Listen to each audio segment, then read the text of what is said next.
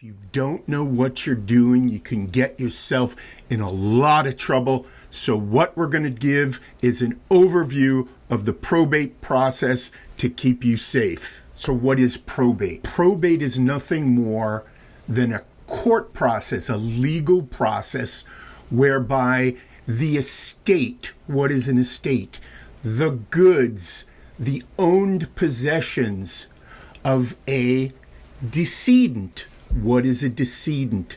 Someone who has passed away. So the probate process is the legal process whereby the goods owned by someone who has passed are distributed. So who are these assets, things that are owned? Who are they distributed to? They're distributed to heirs.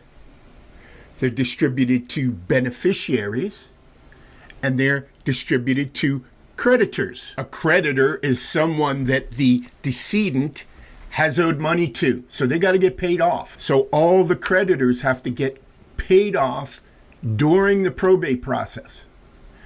Who are the heirs? The heirs are the next of kin, the relatives of the person who has passed. Beneficiaries are people, not necessarily relatives, right? Beneficiaries are people named in a will. Also know that there are two types of probate administration: formal administration and summary administration. Most estates are going to require formal administration, but for very small states where there was very little of value left by the decedent, that's going to be what's called summary administration. Simplified version of the probate process for very small estates. Now, probate is something that is filed with the court. It's filed in the county where the decedent's property was located. So if someone lived in Manatee County, Florida, the probate would be filed with the Manatee County Probate Court. And this is such for every single county in the state of Florida. Now, it also comes up, what happens if they lived in Manatee County, Florida, and we filed the probate in Manatee County, but they owned a summer house in Alabama? Well, then something called an ancillary administration, another filing would have to be done in that other state. Now, we talked about a will. A will is the written desires of the deceased with respect to the disposition of their properties. If someone has left a legally valid will, they are said to have died testate, legal word.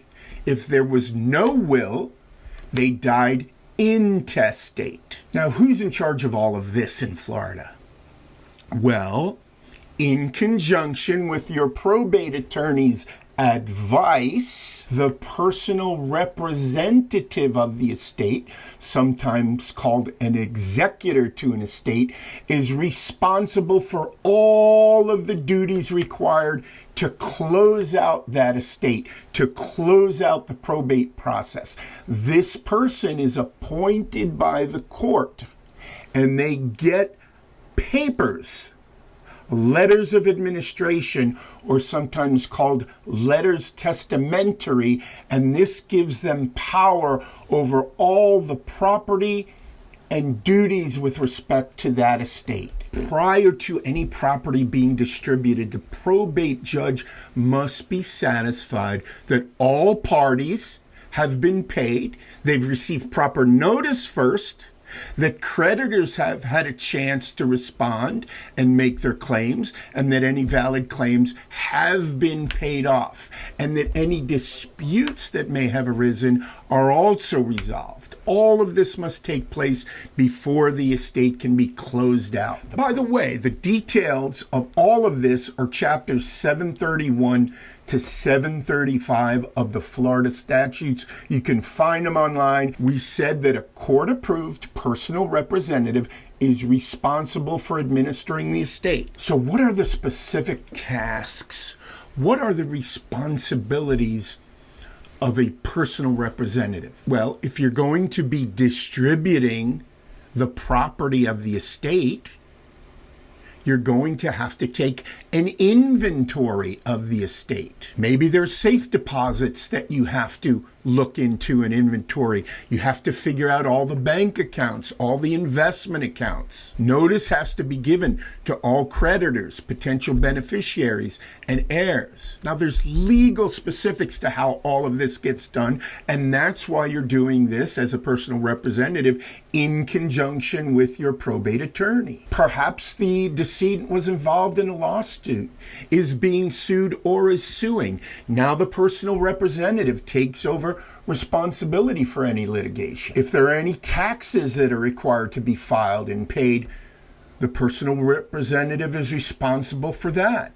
If valuation of assets needs to be obtained, personal representative is responsible for that. If there's property that needs to be sold, it needs to be first valued and then it needs to be sold. So you may require real estate professionals if there's real estate involved. You may require estate liquidators to get involved if estate sales need to be happen to generate cash for the estate to be distributed later on. Perhaps there's specialty items, art, antique cars, specialty appraisers need to be hired. All of that is the responsibility and duty of the personal representative to the estate. Once all the inventory has been completed, once all the assets have been valued properly, once all the creditors have been paid, what's left can be distributed to the heirs and beneficiaries,